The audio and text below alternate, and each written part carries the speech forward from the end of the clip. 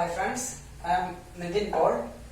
This is the second part of our discussion about Abbe refractometer. In the first part, we have already discussed about the theory of Abbe refractometer, the working principle of Abbe refractometer, and in this section, I will bring you the idea of how we can do the refractive index measurement in our physical chemistry experiment lab. So, in this experiment, we are requested to measure the concentration of this glycerol solution, or we can say it is an unknown concentration glycerol solution. So, we should measure the concentration of this solution using refractive index measurement. So, in order to measure the refractive index of this solution or the concentration of this solution, initially we should prepare different glycerol solutions of known concentration. Usually we will prepare glycerol solutions of known concentration. Usually it will be 40%, 50%, 60, 70 and 80. These different concentrations of glycerol solutions to be prepared. So how we can prepare such a glycerol solution, that I will show you here. 4 different concentrations already prepared, and the fifth one, that is actually 70% concentration, is to be prepared. So here in a burette we are having glycerol there, in another burette we are having distilled water. So usually the standard flasks will be of different make and different companies. So if the standard flasks are of different company and different make, then the inner volume, even though the marking here, the inner volume will be different. So in order to avoid such a minor difference, we are directly transferring both solutions or both glycerol and water from burette. So how we can prepare a 70% solution? In order to prepare a 70% solution in a 50 ml standard flask, we should transfer 35 ml glycerol to this one. 70 ml glycerol in 100 ml standard flask, that means 35 ml in 50 ml standard flask. So we will transfer 35 ml glycerol to this already dried standard flask. Standard flask should be previously dried, then only we can ensure that the solution transferred, the volume is already the transferred one, otherwise water will be inside there, so that will change our concentration, so it will be perfectly dried. Now we should transfer 35 ml, it is already there, we should transfer 35 ml solution to this standard flask. 35 ml glycerol we are transferring to this standard flask. So if you are transferring 35 ml and remaining 15 ml water from the other burette, if you are transferring, totally it will be 50 ml. Usually we will avoid the making up procedure because different standard flasks will be of different make and different inner volume. So that will change, or that will change our volume measurement, so or concentration measurement. So 35 ml I am transferring from this burette. 35 ml solution is transferring from the burette. 35 ml transferred. Now we should transfer 15 ml from the other burette. This is already transferred. Glycerol transferred, then now water is here, so the remaining 15 ml should be of water, so already 0 level, so we should transfer, I should transfer 15 ml water here, I will transfer 15 ml, will come up to this level.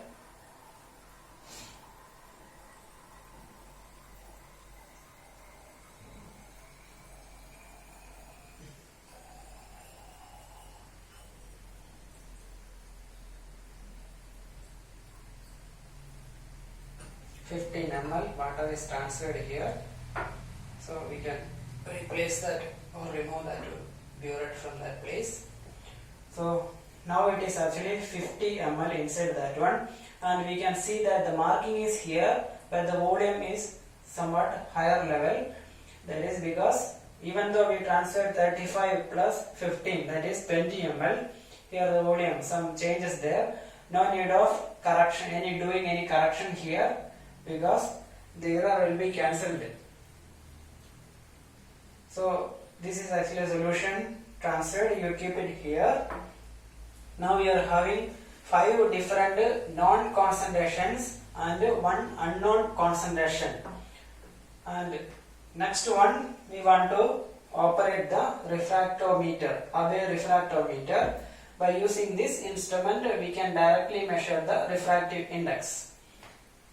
This is calibrated by using distilled water, so that if you are placing distilled water here, the value will be 1.3330. So how we can operate this instrument? Usually it will be opened like this. It is actually locking system. If you are removing that one or rotating that one, the prism setup we can open. This is actually one prism, this is another prism. This is the illuminating prism or light entering prism, and this is a refracting prism. So light is entering through this hood. If you are removing or just rotating here, you can see that here light will enter through this place, and this surface, the lower surface, here it is ground glass or roughened surface, so entering light will scatter in all direction here.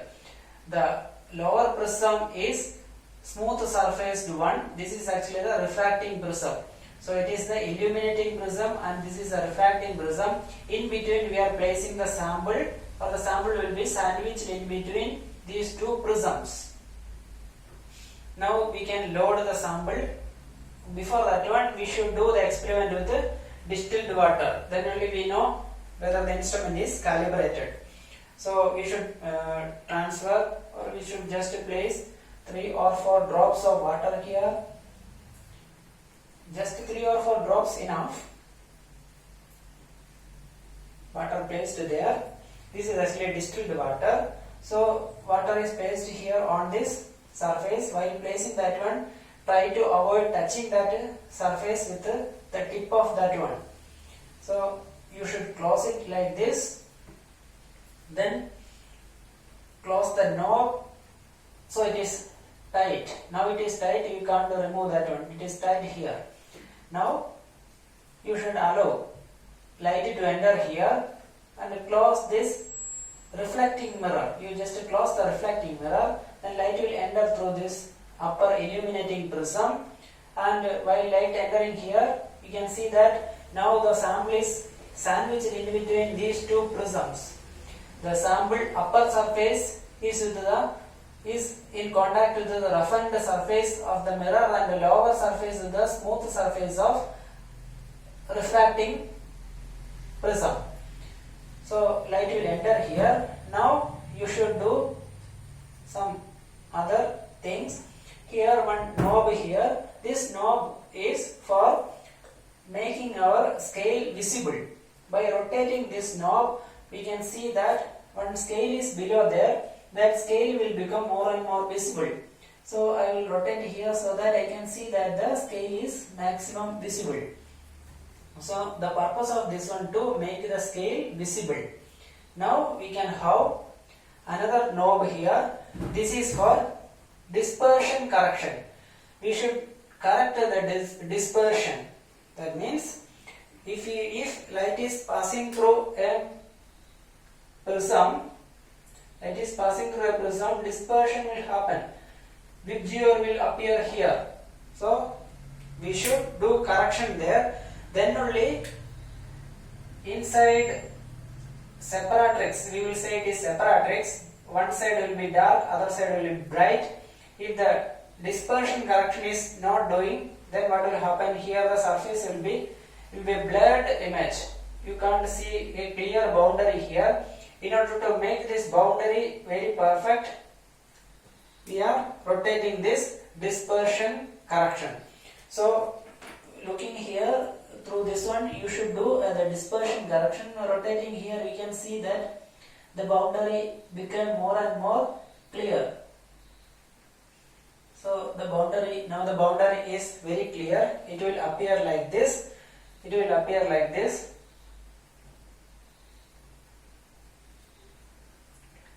It will appear like this. This is actually we can call the separatrix is very clear. So the dispersion correction is doing. So the separatrix is very clear. Now we should make the crosshair. This is actually the crosshair. It is on this eyepiece. It is on this eyepiece, and the crosshair we can see. And the crosshair also we should, through the eyepiece also we should do some correction, because it is like the eyepiece of a microscope. If you are rotating this one, you can see the lower image very clear. So initially we should do the eyepiece correction also, but it is already eyepiece corrected. Then just rotating here enough, so we can see while looking through this, if you are rotating, you can see the image become more and more, or the scale become more and more clear. So which one is the most clear one where you should place that?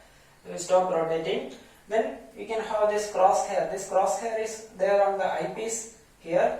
So the crosshair will be somewhere and the separatrix will be here. So this is actually graticule, and crosshair or graticule, it should match with this separatrix. So sometimes it may appear like this. In one, it will be appear like this, so that the graticule will be, or crosshair will be somewhere, and the separation, the boundary will be at some other place. So we should rotate this knob. This is for changing the scale. Actually, while we are changing the scale, automatically it will come and place properly there.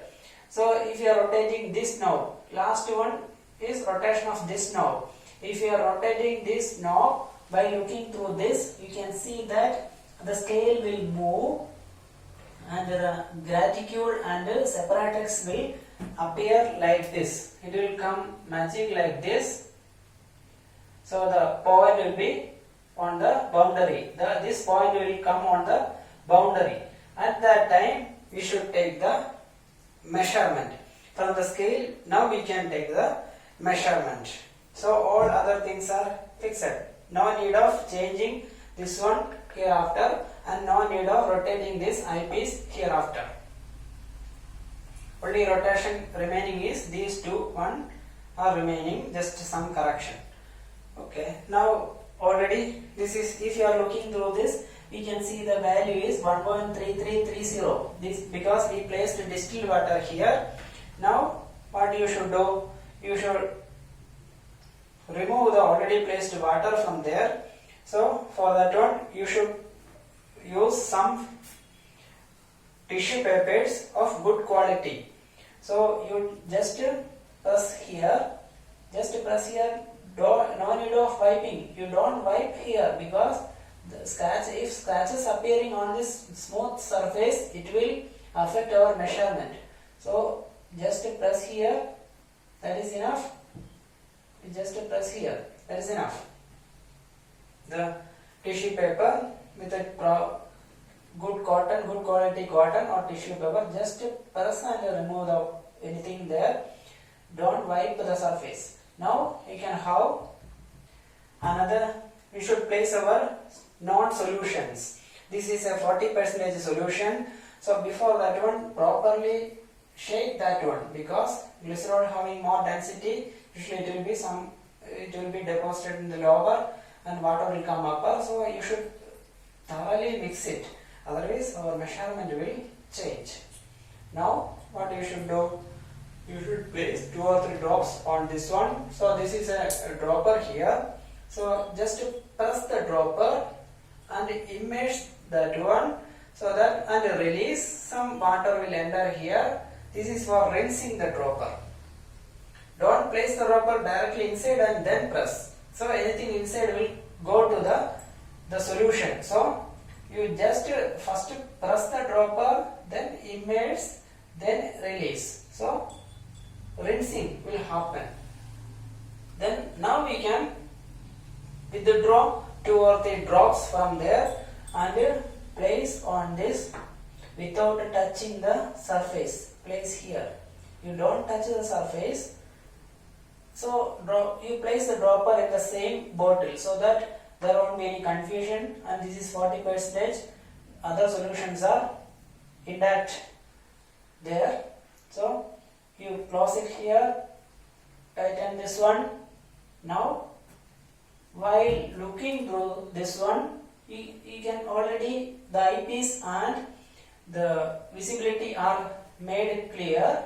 Now you just looking through this, you can see that the separatrix and graticule are somewhat twisted.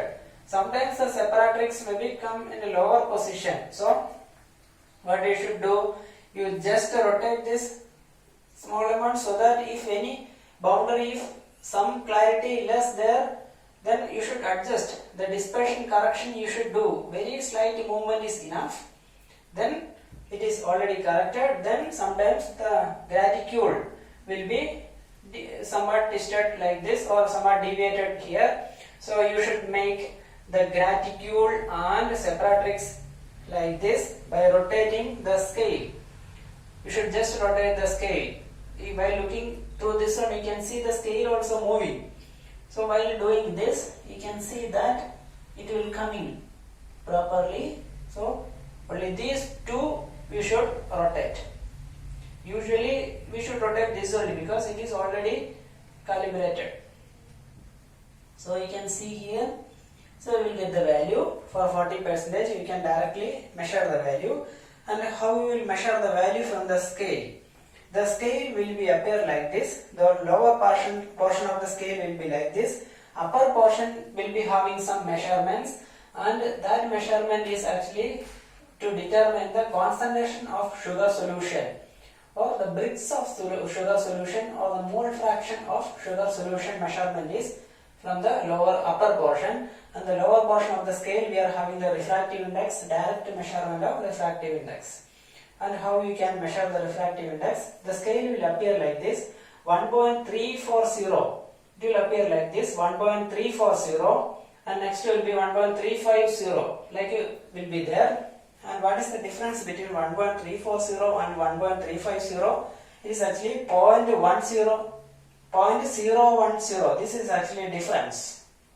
And these two values are having 19 crossings there, 20 divisions in between these two. So each division will be 0.010 divided by 20. 20 divisions there. This will be divided into 20. So each small value, this difference will be 0.0005. After the decimal, 4 points there. That much accuracy is there for this instrument. So this is actually 1.340. Even though it is given like this, it is 1.3400. This is actually a correct value, 1.3500. This much accuracy is there for the instrument. So if it is 1.3400, if this value is 1.340, then next value, this will be this one plus 0.0005. It is actually 1.3405. 1.3405. And what is this value? 1.3450. It is 1.3450. Next will be 1.3455. Next will be 1.3460. So each division is addition of 0.0005 value to the previous one. Now we can have one value here. This is actually the mark there. So we should determine the value. What is the value? If the marking is coming here, what is this value? So we know that this is 345. So it is 0.346. So 1.347, 1.348. This is actually 1.3490. 1.3490. If 0.0005 is added there, then it is 1.3495. This is actually the value here. So this is the way in which we can measure the value from this instrument. So for 40 ml solution, we should determine, so in the value, then note it there. So 40 ml, against that one in the tabular column, you should note the value obtained. Then the solution should be replaced with another one. You just open this tissue paper, use the tissue paper, remove the solution without wiping. Should remove the solution. Then another one there. For initially thoroughly you should mix it, otherwise the value may change. This is an important step. If you are not mixing this properly, the experiment will be, you will lose the experiment.